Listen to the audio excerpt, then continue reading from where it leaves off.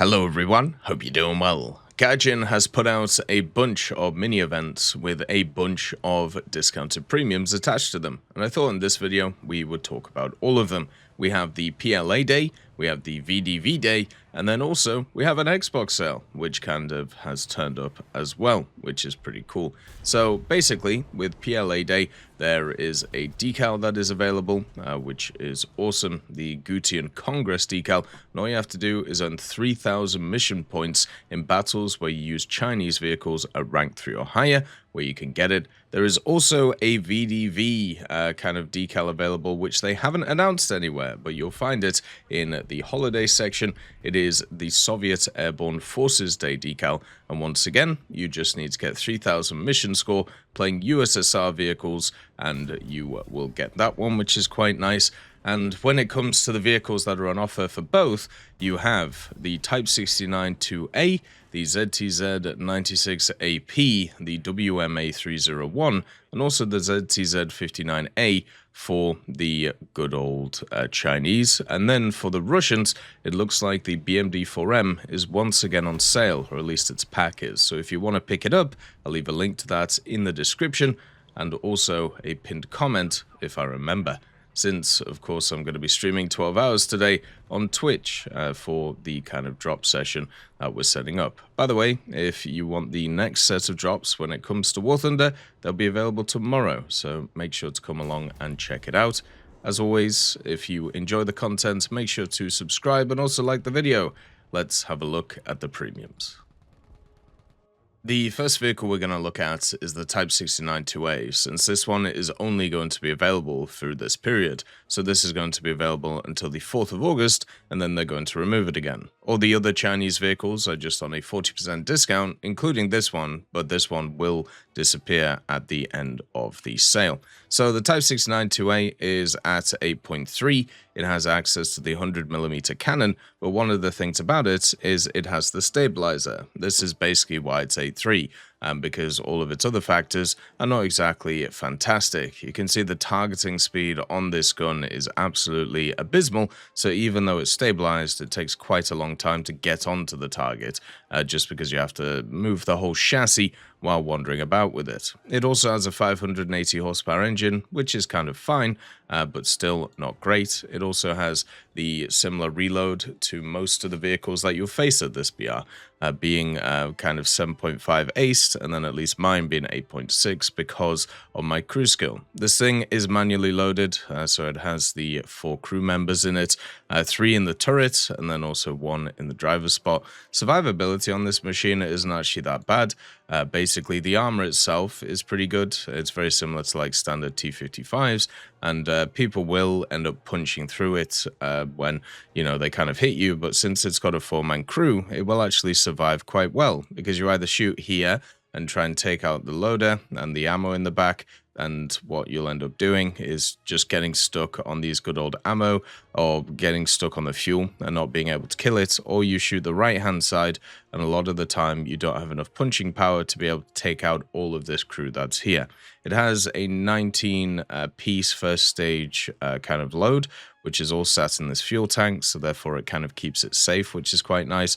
And then also at this BR, you'll be facing a lot of kind of like APDS and Heat FS, and generally the armor is not too bad against that. The 12.7 is also quite nice on the top, just giving you a little bit extra of use. Now, the thing that's nice about this vehicle is it gets the laser rangefinder, so even though its main round is only Heat FS, which pens an okay amount, you know, there are much better rounds at this BR, it means that you can always be super accurate with it with the laser rangefinder. You have all of the other parts which you would want out of a vehicle like this, the smoke grenades, and then obviously the artillery and the mobility, but the issue with it is its BR. The Chinese at 8.3 is not really that strong. You have the ZTZ-59D1, which has exactly the same issues with its targeting speed as the Type 69-2A, and then you have the tow launcher, which isn't great. Basically, your main lineup is actually at 8.0, which would be much more fun to play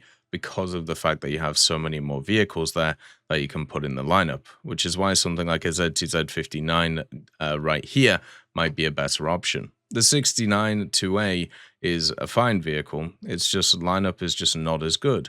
And from an aviation point of view, if you want to bring along an 83, the only real option that gives you is the F30 and then also the J2, which aren't really that better options than something like a 77 F84 or even something like a H5 with this 3000 kilo. So for me, the up BRing probably isn't worth it in terms of what you get out of it. The ZTZ96AP is on sale. This is basically exactly the same as the standard ZTZ96A that is in the tech tree. So you have the ZTZ96 right here.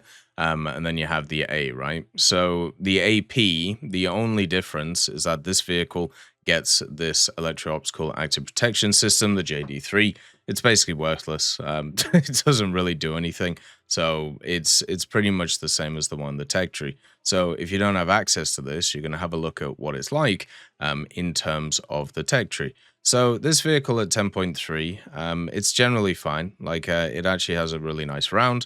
The 1985 APF SDS works really well. It's got good penetration. This thing also has some nice thermals on the gunner, so you're able to actually see quite far with it. And then it has all of the other bells and whistles that this standard type of vehicle has. You have the laser rangefinder, the smoke grenades, and then you also have the quite low profile, since this is kind of an auto-loaded three-man crew vehicle. This vehicle also has the same weak spots as most, where it has the low glacis, and then also this right here. So you'll always be able to kind of get cannon through, which is kind of annoying. The vehicle has a weakness. That weakness is, of course, the reverse, which is the same on all of these until you get to the MBT 2000, which they actually fixed the reverse on, which is really nice. It also has the 7.1 second reload, which is the standard T72 reload. I don't know why none of the Chinese tanks get anything different than the 7.1 second. One of the problems with all of these vehicles is they get out reloaded nowadays by all of the competition. And since you're at 10.3, the Meta BR for premiums is 10.7, but also it means you get stuck in the 11.3 bracket, where there is the Type 90, which is an incredibly powerful vehicle, and you will just get annihilated by. So at your BR, the ZTZ96 actually works really well, and you have access to the other one that you can bring along in the tech tree. And then you also have stuff like the Antelope, the Zibidi, which you can bring along, even stuff like the QM506 that can turn up, and generally you can have a great time with it. The problem is, though, if you don't play at your BR, you get absolutely smoked. As somebody who's been playing a lot of 11.3 recently, 10.3s just don't stand a chance. That it's not even a close matchup. They can pen straight through your turret, and you can't really do anything to them unless you catch them off guard, because this thing has the criminal elevation speed of 5.1 degrees or 6 degrees overall, and also a rough turret rotation. So you're just in a pretty rough spot when that happens. At your BR, though, this thing actually works really well. And if you play more around 9.7 or 10.0 or 10.3, you'll have a fantastic time in it. The only issue you're going to have is obviously, as I said, the reload and dealing with other high targeting speed premiums like the Leopard 2 and the Abrams. But you have advantages against them, such as the ammo, and then also the fact that you are quite compact. So I actually think this is quite a nice purchase if you already have the vehicles around it. The WMA 301 used to be very, very good, very, very overpowered, and just worked really well. This was when it was a lower BR, and also at the same time had a few other factors to it. Nowadays, there's a lot of vehicles around 9.0 which are really good, and they've really ramped up the amount of kind of light tank autocannon vehicles that there are, meaning that the WMA is not as good as it was, but it's still pretty nice as a standard light tank gun tank. The vehicle has no armor. It is basically just a tin can, which is on wheels. I wouldn't say generally it's going to survive many shots, which is why the auto cannons that have turned up are really, really good against it, but it still has the 105mm WMA 301 cannon.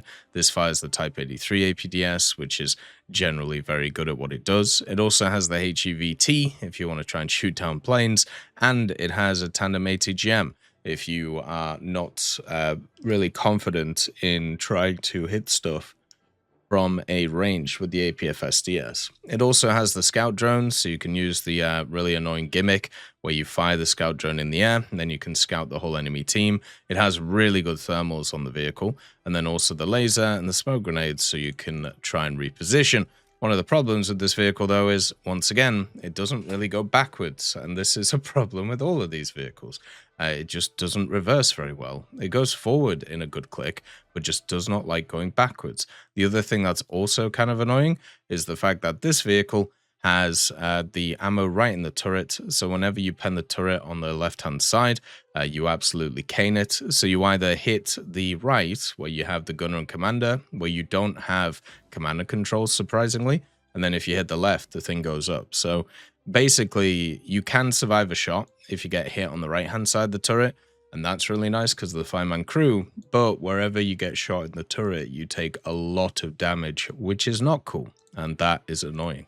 As a scout, which has basically the same gun as a standard MBT, it works pretty well, and you can run it with a really crazy lineup of the ZTZ-88s, which are really fun, also the M60A3 TTS, the PTL02, and the FT09, so you actually have a really, really nice setup, even the T69-2G, which is here too, which I'm guessing they didn't bring back. The problem with it, as I said, is there's just a lot more vehicles at this BR, which can just cane this thing. But as an addition to the lineup, it's actually quite nice, because it's just a better version of the PTL02.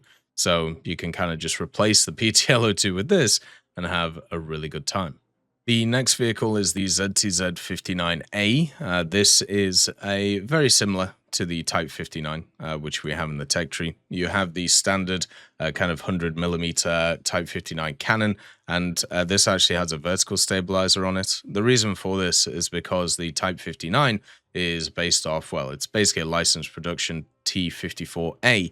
The big upgrade of the T54A over the standard T54 was it gave it a stabilizer. So that's what this thing has too.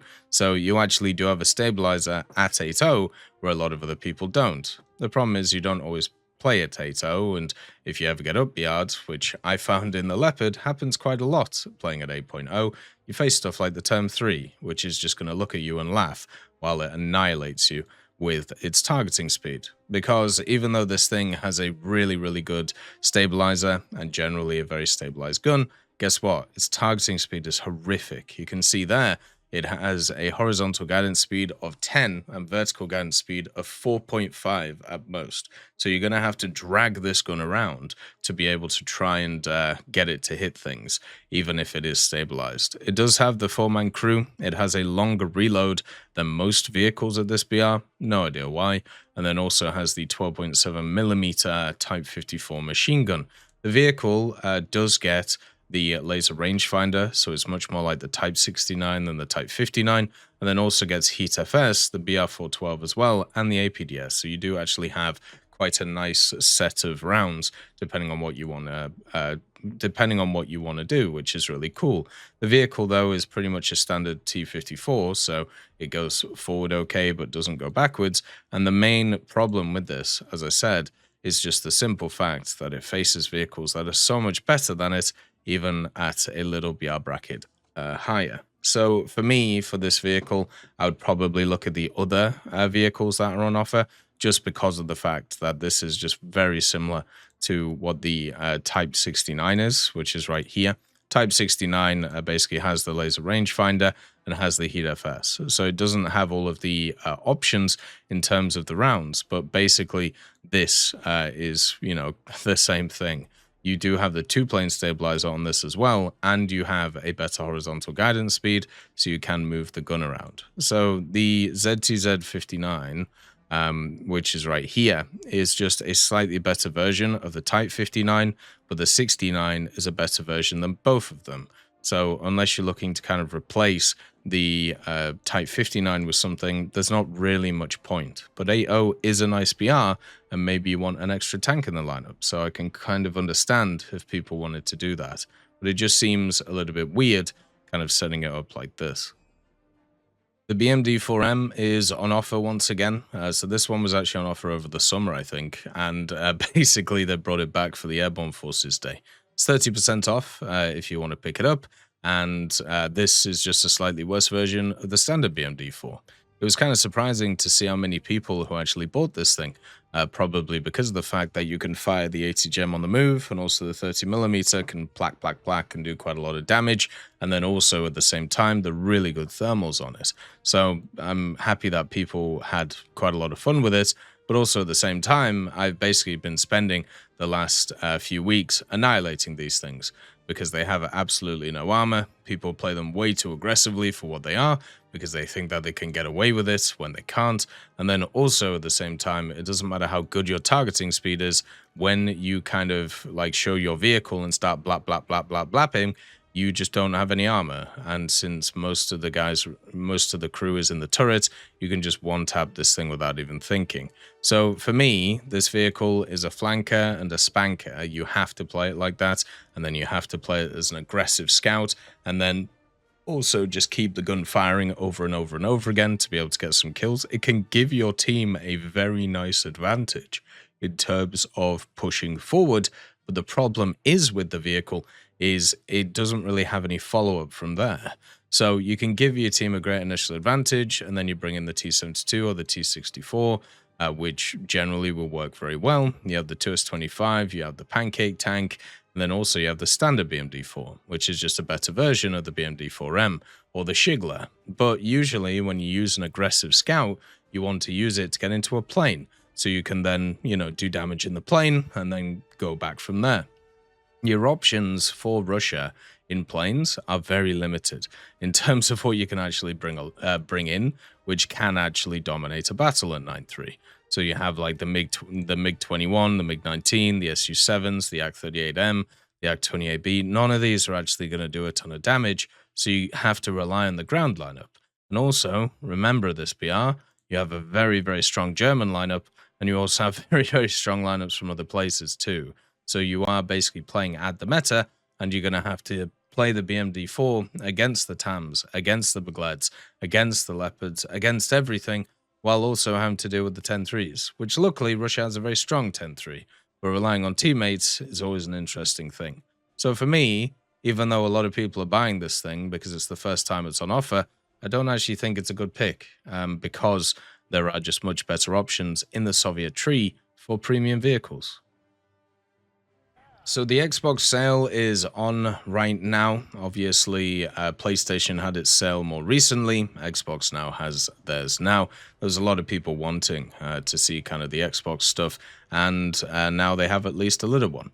The vehicles that are on offer, you have the J7D, Leopard A1A1 L44, Challenger Mark III, DS, RDF LT, Panzer Haubitz 2000, the M1 KVT, the Mirage F1 C200, the KA50, the AV8S Matador, and then also the AMX A1A Ghibli. If you want my kind of opinion on it, I would say the J7D is a fantastic pickup for good old China. That one obviously will grind you through the majority of the tech tree, and it's super easy to play with its magic missiles. The Challenger as well, the DS is always a classic, will work fantastically in pretty much every setup you're in. The RDF LT is super fun, but you need the lineup around it because it isn't very survivable, and also the gun can be a bit problematic, so I wouldn't get it unless you have the top tier American lineup. And the M1 KVT is a much more solid choice in terms of playing and also grinding through the tech tree. Pretty much all of these are fine in their own ways, but the major issue is having lineups around them. None of these are really solo carries unless, obviously, you're very good at the game. So basically, that's going to be a bit of a problem. All of the rest of them are like fine, is the way to put it. The AV8S Matador is kind of interesting to see that they've actually put it on sale now. Can't remember the last time, or can't remember if that was on sale before, but kind of cool to see. But my recommendations would be the J7D, the Challenger Mark III, and then also the Leopard L44 and the M1 KVT.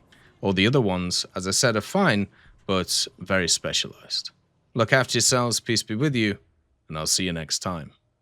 I'd just like to thank GMG Smiley, CD Beans, Chieftain Mike, EMN3 Galaxy, Tulio Pontecorvo, Brendan Quinn, Carrion Crow, Gus Irenicus, Pyman, Wartinder, Teddy, Daniel Stanton, Martinez, B. Young, Aussie Panzer, Alan Hacker, Liam Shea, Opium Prime, Lafouche, Sem Aslan, Uncle Bean, and Derek R. for supporting the channel.